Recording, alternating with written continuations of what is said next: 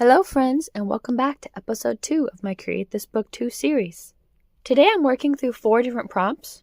Alright, let's jump in and get creating.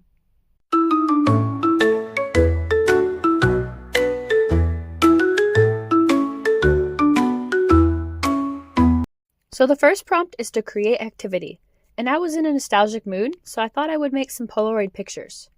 I cut up these shapes into different dimensions so that I could visualize them better and decided that 3x3 was the way to go. Speaking of nostalgia, to go along with the Polaroid theme, I found some old photos of myself doing activities that I enjoy. This first one is me in the snow, and then also a picture of me in costume for a dance performance, and lastly, me posing during a soccer game. I was a little brave with this first prompt and decided I'd color straight into the book instead of working on a separate page first. You can't really see much of the left side here because I erased my pencil lines, but I'm painting these wavy orange shapes to give it a retro, 70s inspired vibe since that's what my costume was modeled after. I distinctly remember dancing to These Boots Are Made for Walking for my tap performance that year, and it's funny how clearly that memory still sticks with me. That song technically came out in 1966, but I'm pretty sure it was still very popular in the 70s. I wasn't there to confirm that myself, but that's what I've read.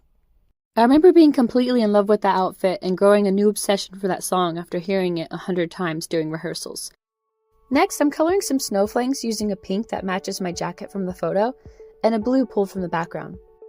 Snow days were always a win growing up. You'd wake up, check outside, then immediately hope for the call that school was canceled. When it happened, we'd go straight outside, make a snowman if we had enough snow, and throw snowballs until our gloves were soaked through.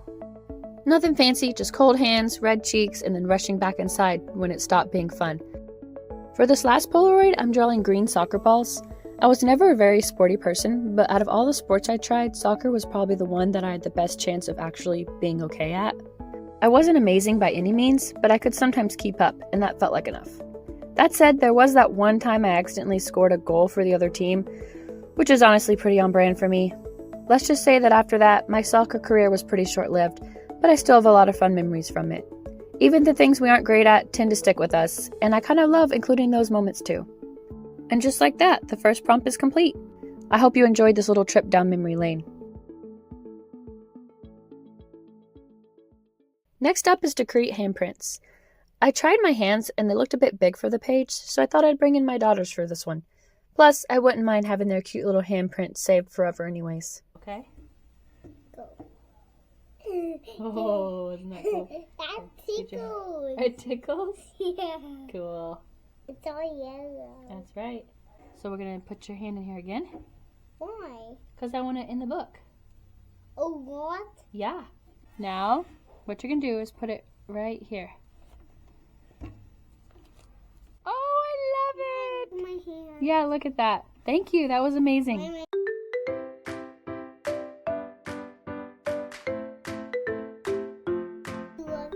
I do love it.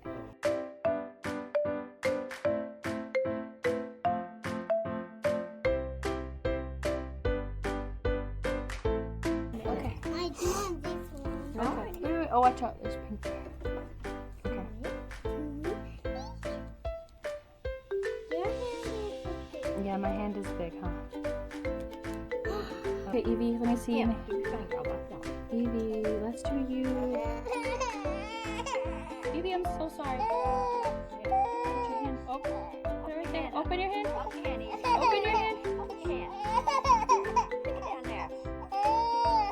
Oh, I love it. It's perfect, guys. So that part was a little chaotic, but honestly, that's pretty on brand for crafting with young kids. It's messy, loud, and never quite goes the way you plan, but it's also a lot of fun. I really love how these handprints turned out though. My oldest especially wanted to paint my hand, so it ended up being part of the page too, which I didn't originally plan on, but I'm glad it happened. Also, why am I always holding on to the cap to my marker for dear life? My idea for this page is to completely fill the page with flowers and leaves to have the handprints blend in so they almost look like flowers themselves instead of standing out. I start by marking out which color I want each flower to be, just so I don't overthink it later, and then I slowly work my way through filling in all the petals. While I'm doing that, I keep thinking about how wild it is that there are over 400,000 known species of flowering plants in the world, and somehow we keep discovering new ones. Flowers have been around for about 140 million years, which feels kind of unreal when you think about how delicate they seem. Some of them only bloom for a single day, while others can last for months. I like that contrast. Something can be temporary and still feel really meaningful. This page feels a lot like that to me. It's not perfect or planned out, but it's layered, colorful, and full of little moments, which is honestly pretty accurate for this stage in my life. Now I'm just going in with a darker green to give the leaves some dimension like the flowers. I also thought some spaces looked a bit empty, so I add some smaller flowers throughout, but that's it.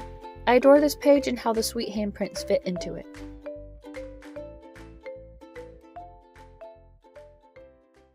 Next up is to create string decor.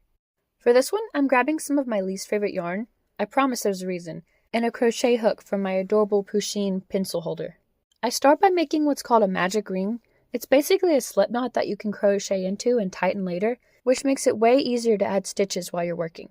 I'm crocheting what will eventually become a heart.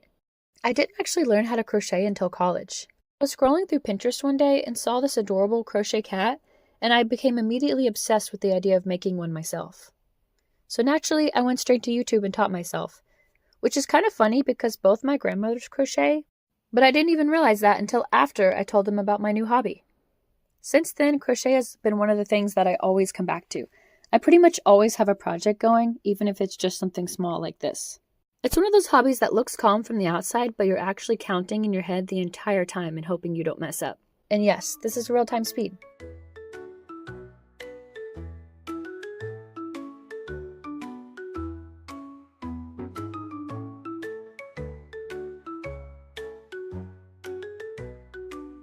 Okay, so here's the actual plan for the page. I'm going to use these hearts as stamps by painting on them and pressing them onto the page. That's why I grabbed the yarn I'm not fond of, because these hearts are probably not surviving this process. It's worth it for the create this book though. Now I'm stamping the hearts randomly in yellow, red, and pink. I guess Valentine's Day is on my mind with these colors.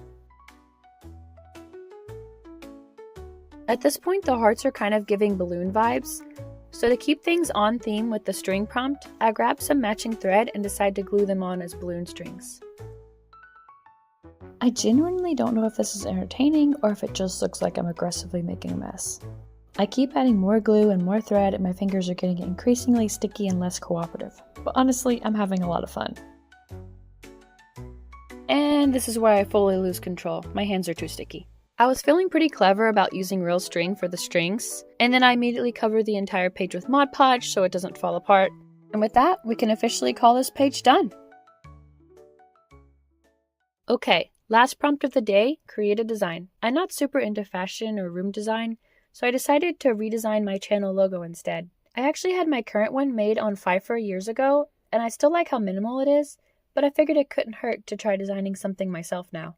As you can see, outlining these designs was a little challenging with Thor insisting on helping, but honestly, cat interruptions are always welcome. As I start coloring this first design, I immediately start second-guessing everything. My original idea was soft, pastel, and light, no harsh outline, so I trace everything onto a new page and start again with just pencil.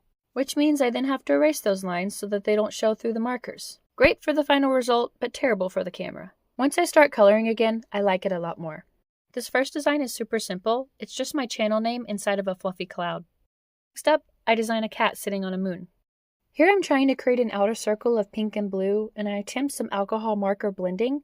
That goes okay, so I get brave and try blending a bigger area on the next cloud. And I hate it. I don't give up immediately though. I keep going back and forth trying to smooth it out. I eventually give that one a break and outline my existing logo, even though you can barely see it right now. I'll fix that later.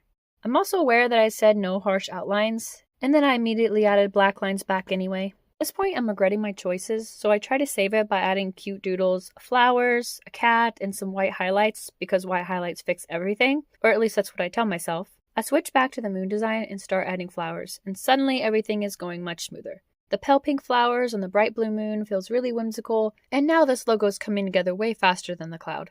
Now I outline the cat sitting on the moon, and this time I use a pink outline instead of black. Yes, that was the correct choice. Feeling encouraged, I go back to the cloud and trace over my doodles with acrylic markers, like I did on the moon. That actually helps, so I make a bold decision and completely cover letters with white to start over. This does not go well. The white doesn't cover, it just smears everything underneath and creates a bigger mess. While that disaster dries, I outline my original logo using pink and blue acrylic markers, and now you can actually see it. I'm really happy with that one now. If you notice the logo at the top is missing, yes, I cut it out. It could not be saved, and it was ruining the vibe, so it had to go. Sorry, not sorry. This page taught me that I really need more practice with alcohol markers, because when I retry the blending with acrylic markers instead, it's working way better. I even use my finger to blend the colors, and that honestly works surprisingly well. I do the same thing on the other design with a gradient, and now I'm happy with that one too. These logos are finally looking soft, sweet, and very cotton candy coated, which is exactly what I was going for. I add some white sparkles, and this one might officially be my favorite.